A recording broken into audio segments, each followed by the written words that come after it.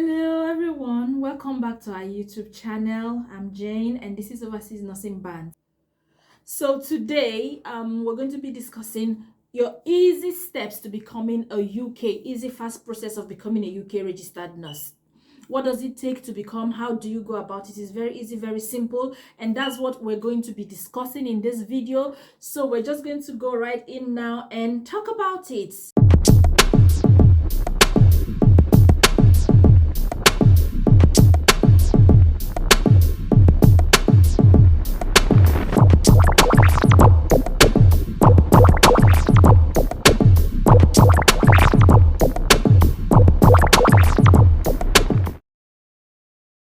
You have to be a registered nurse in your country, because we're talking about overseas registered nurses, isn't it? And you're an international nurse and you want to come and practice in the UK.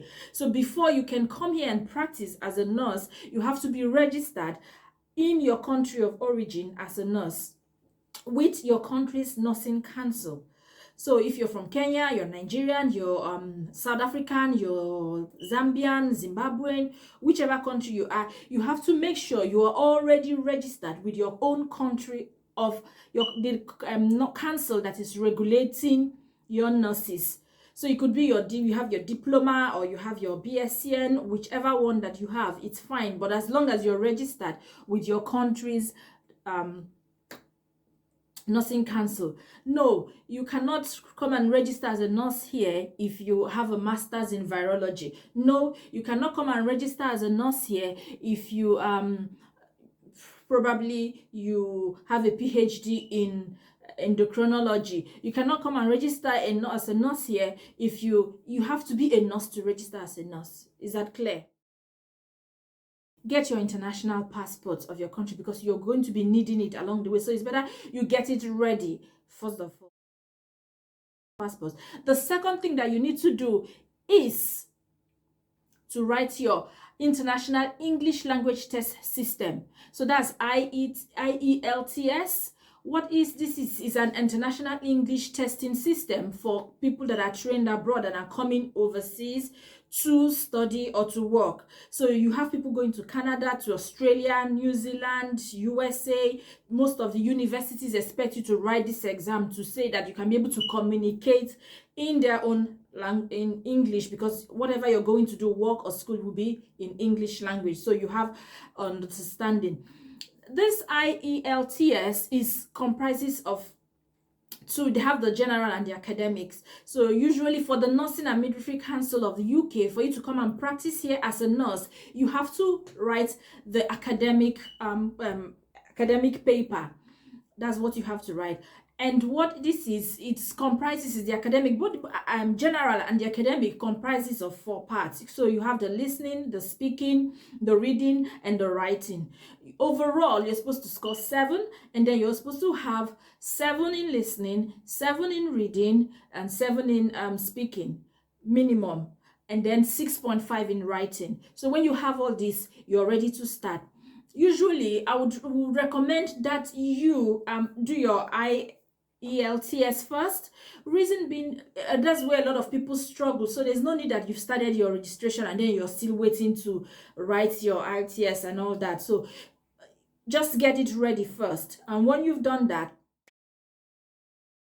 the third process now is go into the NMC portal to register and have like a platform for yourself. So that's when you will need your international passport, because you will input the data in your international passport into the NMC portal that is formed for you, where you follow up all your registration process and you load your documents, you upload different things. That's even when after you've registered, you get your PIN. That is where you do your revalidation. It's just like your portfolio of your nursing in the UK. What happens is when you upload all this, there's an initial application fee, which is £140.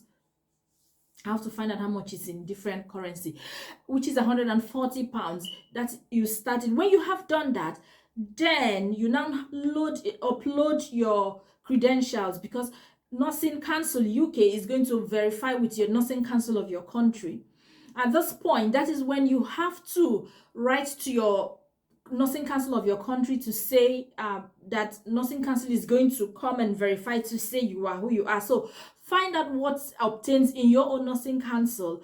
Then you will know if in some countries you pay a fee to the council for this registration, this verification process.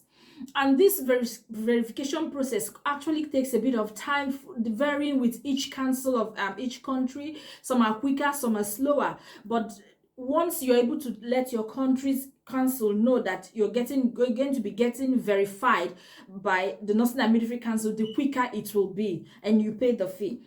What happens now?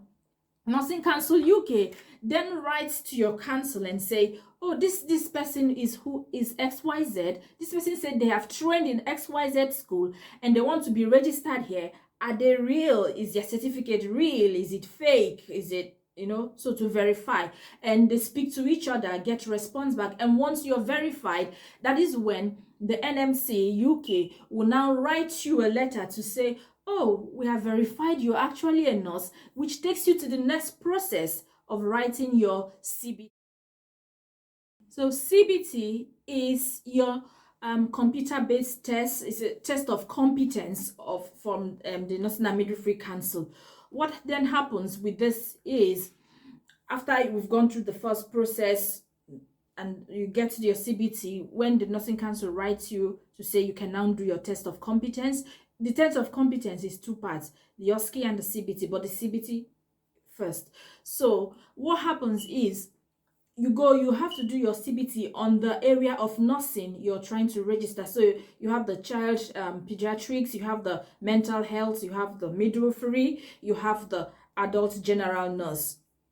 So you do the CBT in the area of nursing you're wanting to be registered with the Nursing and Midwifery Council. CBT comprises of 120 multiple choice questions. All questions are scored as correct or incorrect, and there's no partial credit.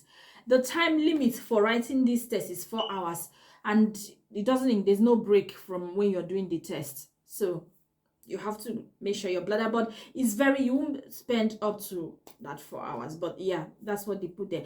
And I just want to point out at this point that CBT is changing. The changes that are coming up with the CBT and the Nursing and Midwifery Council this year.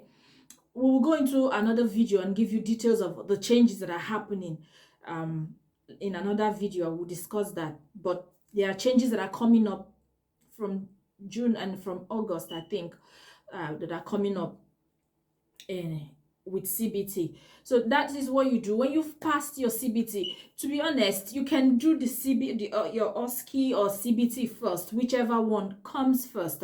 You can do, but it's better you do the CBT and then do your OSCE, I would advise, but it's up to your choice, is yours. You can do anyone as it pleases you. CBT, you can do it from anywhere in the world. You go to a Pearson VUE center. They have it all over the world. You buy and it costs £83.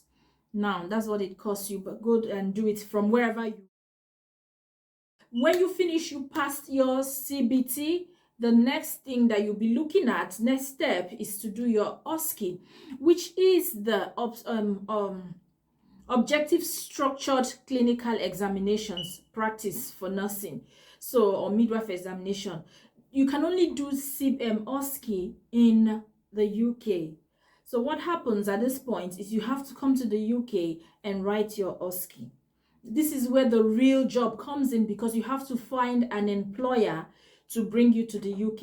You have to find an employer that would employ you and give you a certificate of registration, yes, course, which you would use to now apply for your visa and come to the UK.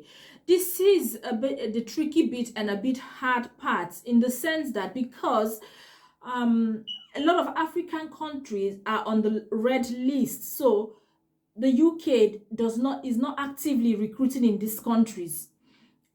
So agencies that are available to recruit do not come to recruit if that makes sense.